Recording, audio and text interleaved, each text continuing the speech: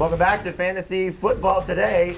I'm losing my voice because I'm so excited about Matthew Stafford coming back with a big performance after what happened to him last week. Sportsline is very excited about Matthew Stafford. Look at that, top 3 quarterback for this week.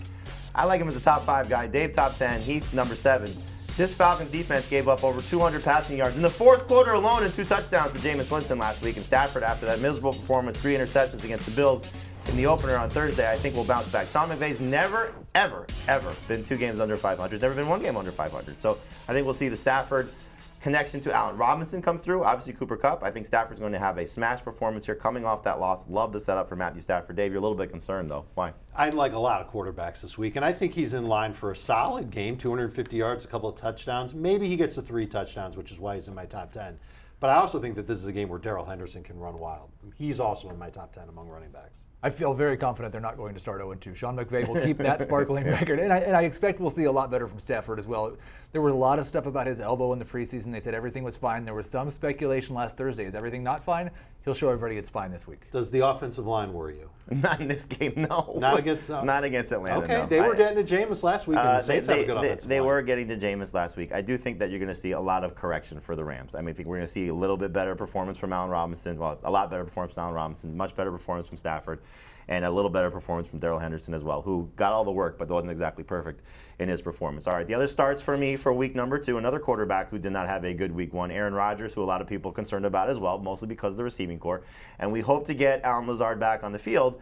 But the thing that I like about Rodgers, he's playing the Bears, and the Bears obviously do not like seeing Aaron Rodgers. 3 of his last 4 games against them, 4 touchdown performances for Aaron Rodgers. I think we'll see another big game out of him, so love the setup there for him. And also Miles Sanders. Look, we kind of wrote off Sanders in the preseason, understandably so. He's been banged up, had the hamstring problem. Kenneth Gainwell, Boston Scott, obviously a lot of Jalen Hurts.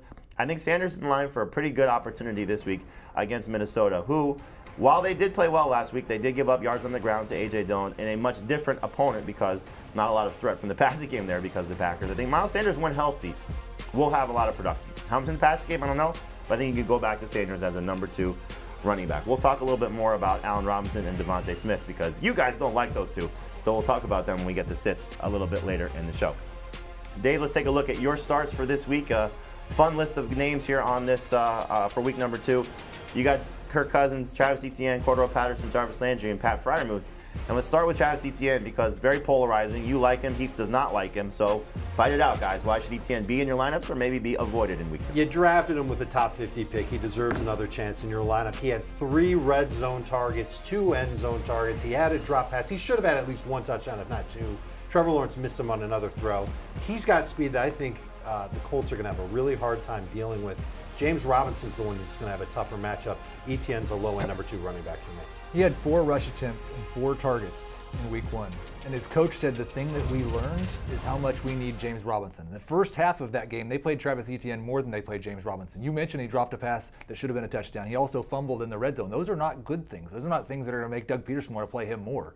I am very concerned that Etienne might not play as many snaps as he did last week, and he only played half the snaps last week. Give me 1 or 2 names that you're playing Etienne over, and give me a couple guys that might be a surprise that you're starting over Etienne. I will start Etienne in full PPR ahead of David Montgomery and Ezekiel Elliott.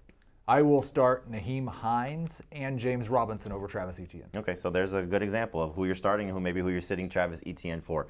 Dave, Cordarrelle Patterson was great in week 1, and we know that Damian Williams is banged up a little bit, still dealing with that rib injury.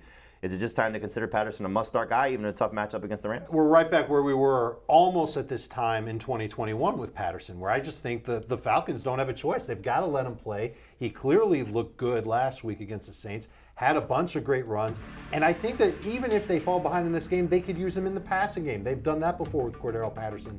So I just think he's a weapon that the Falcons have to utilize. That's why he's a number 2 running back for me. Keith, how do you feel about Patterson? I feel the same way. I feel like a fool for doubting him again. Like, he had the high ankle sprain, and if it was a guy who was in his 20s, we would have just said, he was great until he got hurt, and then he got hurt. Patterson's over 30. We don't like running backs over 30. I do wonder what would have happened in week 1 if Damian Williams hadn't suffered that injury. He had 2 of the team's first 3 carries. I wonder if they really want to make Patterson their lead running back, but Williams didn't practice on Wednesday. If Williams can't play, it may not matter. They also had a 2-touchdown lead. Yeah. Against a very good Saints team, which was a huge surprise. If they have a 2-touchdown lead again against the Rams, obviously be a huge surprise. but Patterson will probably get more work. If they're chasing 2 touchdowns going into the fourth quarter or in the second half at any point, is Patterson going to be this successful? That's my concern. They chased points plenty of times last year, and Patterson was plenty successful. Yes, but again, lack of competition and a more mobile quarterback this time. So if they're going to be in a little bit more hurry-up situations, is Patterson going to get those touches? And that's just my concern with him. I think, again, you have to start him based on what we saw last week. Sure. Comes in comparison to who you're starting with. I assume you're starting him over Etienne? Yes. Okay, yes, and yes. obviously you are Yeah. as well. All right, let's talk about your starts, Heath, because I'm curious about a couple of these guys as well. So you got Derek Carr, Derek Henderson. We spent some time talking about Henderson. We like the Rams. Carr's an interesting starting option this week against the Cardinals. Josh Jacobs, though, is a polarizing fantasy option for a lot of people. Christian Kirk, probably the same thing. And then you got Tyler Higbee. I think we just all like the Rams this week taking on the Falcons. But let's talk about Josh Jacobs, because last week wasn't exactly the best debut in the Josh McDaniels offense. Brandon Bolden, though, is banged up. Amir Abdullah's still there, and no Zamir White. Is this just an opportunity for him to take advantage of a beaten-up Cardinals defense and maybe play with the lead? Because that's usually when he's been at his best. Absolutely. This Cardinal defense looked absolutely terrible against the Chiefs. I don't see any reason they'll be much better this week. I don't think J.J. Watt's going to fix their run defense. And I was really encouraged by the fact that Brandon Bolden was the only other player to get any carries in this game. Jacobs averaged 5.7 yards per carry. He did actually get a catch.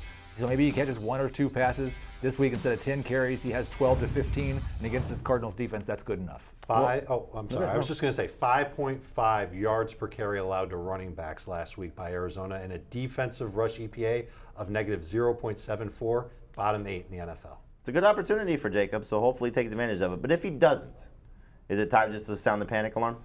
100%, yeah. If he doesn't score at least 10, 12 PPR fantasy points this week, and that's on the low end, then you're absolutely kind of feeling the same way that I think we all kind of feel about David Montgomery right now, like, oh no, what happened? Do you know what that alarm sounds like? Zamir! That's what it sounds like, because that's who's coming in for him. It absolutely might. So just want to keep an eye on Zamir White, who's getting dropped in a lot of leagues, understandably so. Talk about Christian Kirk, because he was very good in the Week 1 game against Washington, but this might be a tougher matchup. Kenny Moore, one of the best slot cornerbacks in the NFL, and that's who's probably going to line up a lot against Christian Kirk. Can he beat that with Trevor Lawrence as his quarterback? I think they'll move him around and scheme him open. They didn't give him $20 million. It could be Gilmore. It could be. That's what happened to Brandon Cooks last week, though. You go back and look at Brandon Cooks, and he's either got Gilmore or Kenny Moore on him for all of his catches, and that didn't seem to cause him a problem. So I just think the volume will be good enough. He'll have enough catches. He's going to catch more than 50% of his passes most weeks. This is their number 1 wide receiver. They paid him like it.